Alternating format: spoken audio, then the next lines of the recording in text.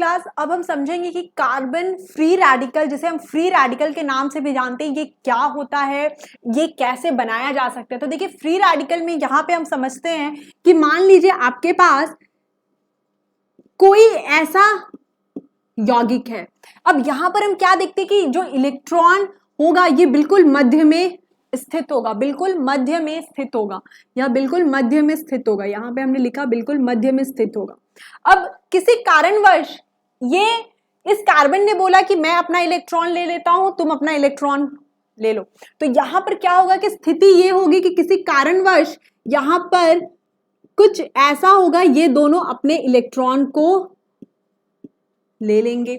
मतलब यहां पर इसने अपना इलेक्ट्रॉन लिया, हाफ एरो इसे बोलते हैं, और इसने अपना इलेक्ट्रॉन लिया, तो यहां पर यह स्थिति उत्पन्न होगी। इसे ही हम कार्बन फ्री रेडिकल कहते हैं। क्या होता है कार्बन फ्री रेडिकल? देखिए यहां पर स्थिति क्या होगी, यहां पर स्थिति ये होगी यहां पर, और ये जो इलेक्ट्रॉन दर्शा रहा है यहां पर, ये चीज हमें क्या समझाता है कि यहां पर इस हाइड्रोजन के साथ 2 इलेक्ट्रॉन, यहां 2 इलेक्ट्रॉन और यहां 2 इलेक्ट्रॉन।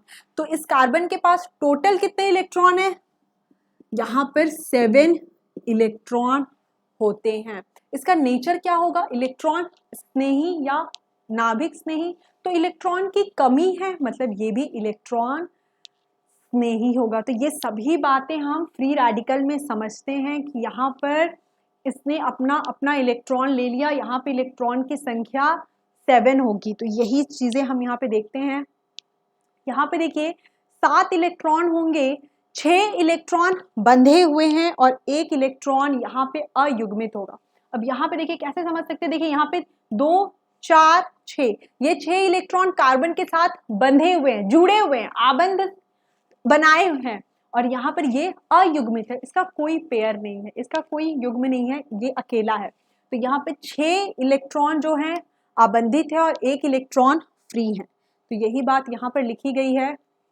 नेक्स्ट देखते हैं, अष्टक अपूर्ण होने के कारण या इलेक्ट्रॉन स्नेही की तरह व्यवहार करते हैं। तो यहाँ पर ये चीजें हमने समझी। आप यहाँ पे इसका बहुत सुंदर यहाँ पर आप देख सकते हैं, हमने डायग्राम बनाया है। तो ये इलेक्ट्रॉन स्नेही कहलाएंगे। क्यों? इलेक्ट्रॉन की कमी है, तो इसे भी हम यहाँ पे लिखते हैं कि ये इलेक्ट्रॉन स्नेही होंगे। यहाँ पे लिखिए, यहाँ ये इलेक्ट्रॉन स्नेही होंगे,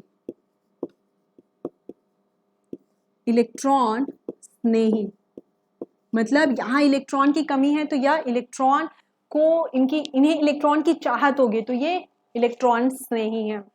तो यहाँ पर हमने क्या समझा? कार्बोकटायन, कार्बन आयन के बारे में समझा, फ्री रेडिकल मुक्त मूलक जिसे बोलते हैं इसके बारे में समझा। जहां कार्बोकटायन में हमने क्या देखा था कि वहां पर 6 इलेक्ट्रॉन थे, कार्बो अनायन, कार्बो ऋणायन में हमने देखा 8 इलेक्ट्रॉन थे, यहाँ पर 7 इलेक्ट्रॉन है। तो ये सारे इंटरमीडिएट्स होते हैं, बनते हैं इस प्रकार। इनका बनना हम और भी समझेंगे, और भी बहुत कहाँ इनका उपयोग होता है, कैसे इन्हें जनरेट करते हैं, ये सारी चीजें हम समझेंगे। अभी हम देखते हैं आगे।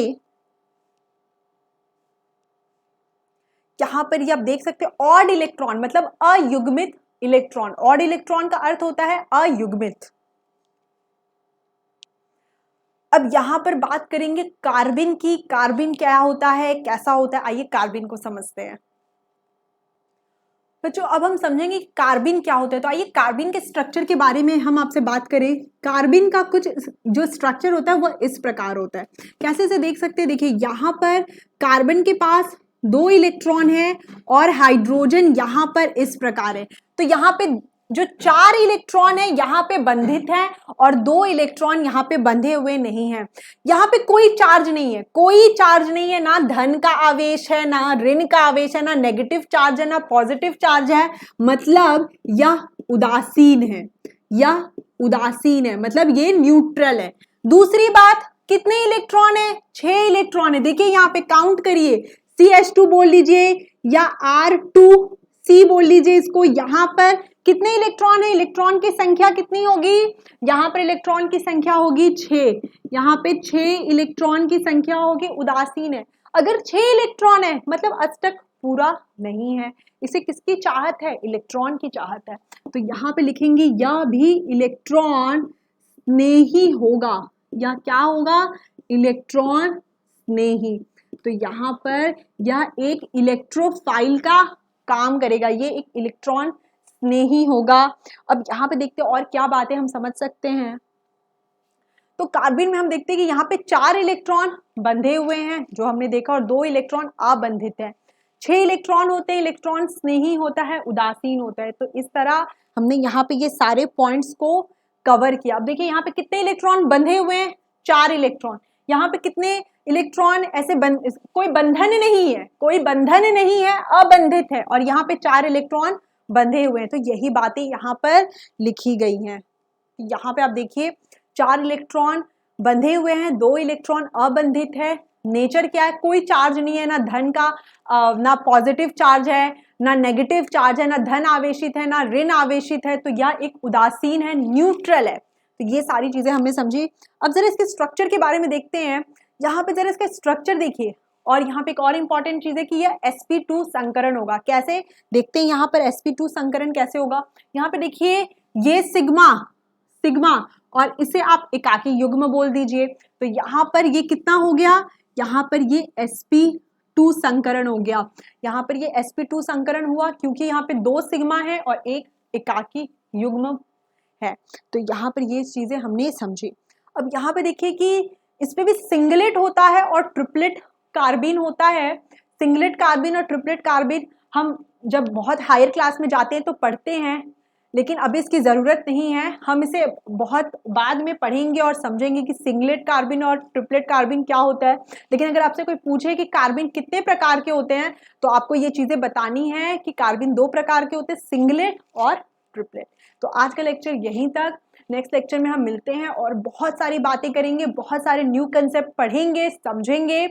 आपको ये लेक्चर कैसा लगा हमें ज़रूर बताइए, कमेंट करिए। आपको जो भी चीज़ों में दिक्कत हो रही है उसके बारे में कमेंट करिए कि आपको क्या समझ में नहीं आ रहा है, आपको क्या चीज़ों में सहायता चाहिए व्युत्पत्ति टीम की तरफ से।